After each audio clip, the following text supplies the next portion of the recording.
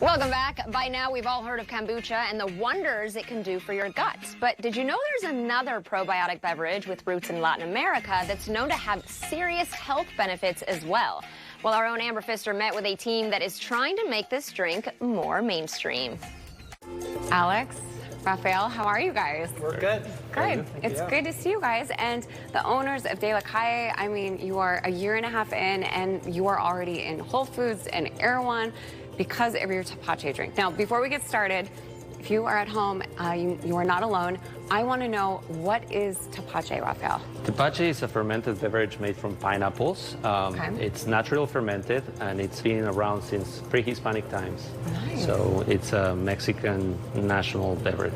Okay, and you were from Mexico City, and I know this drink it's near and dear to your heart. This is kind of comes from your family. Yes, this is a family recipe, and now we're sharing it with the whole world. This is important because besides that it's Mexican, it comes from my grandma that, through generations she learned how to make Tepache, and now it's a pleasure for us to share it with you. Yeah. Did you ever imagine that just something you used to watch your grandma make and be in the kitchen with her is now being shared with everyone else? I never imagined that, but it's how it happened. Since I was a kid, I was learning. Yeah. Well, good. Okay, well, you're going to teach us today, right? So what are we starting with here? So we have ingredients, basic ingredients to make Tepache. We have spices, black pepper, corns, star anise, tamarind pods, ginger, red chiles, and of course the fruit and the sugar. This is a traditional sugar from Mexico called Piloncillo, and I can start to make Tepache. Please do.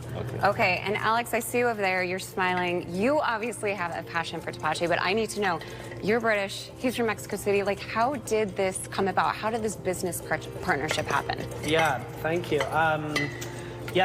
Traveling in Mexico, I had Tepache a couple of times and loved it.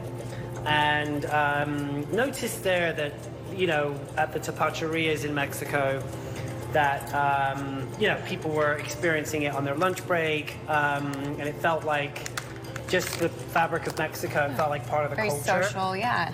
Yeah, and obviously that wasn't happening, or I hadn't seen that happen in the U.S.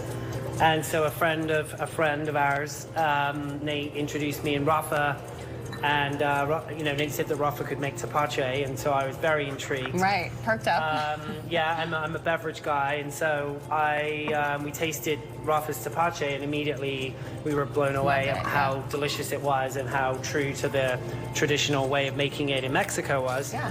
And so I was like, we have to do something about this and make it and, basically bring it to the United States. Yeah. What was it about Rafael's Tepache that just maybe was so unique compared to the others that you tasted? Yeah, I mean, I think Tepache is very regional in Mexico. Every state in Mexico has a different kind of Tepache. And our beverages have different kinds of flavors, and they were really celebrated through Rafa's recipes. Amazing. How did you convince him to come over and say, come on, I promise, it's all going to work out? It needed no convincing.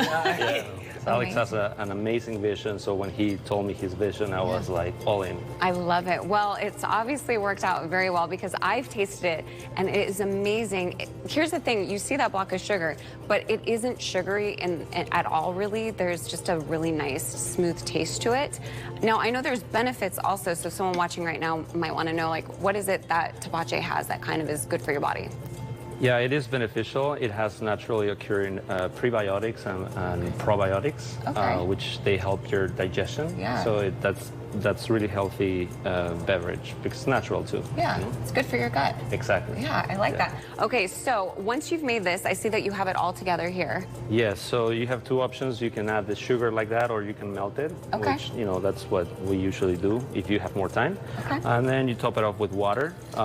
You can, depending on the volume of the fermenter, you can add more water or less, but that's pretty much it. And then it usually ferments for what, 3 to 5 days? Yes, 3 to 5 days. So you have to be patient. All good things come with time, guys. Now we might not have that time right now, so today I thought we could all have a little sip of your Tepache. Thank you. And say cheers to what a wonderful drink, but also an incredible business partnership. So thank you for having us today. Thank you. All right, cheers, guys. Gracias. Salud. All right, thanks, Amber.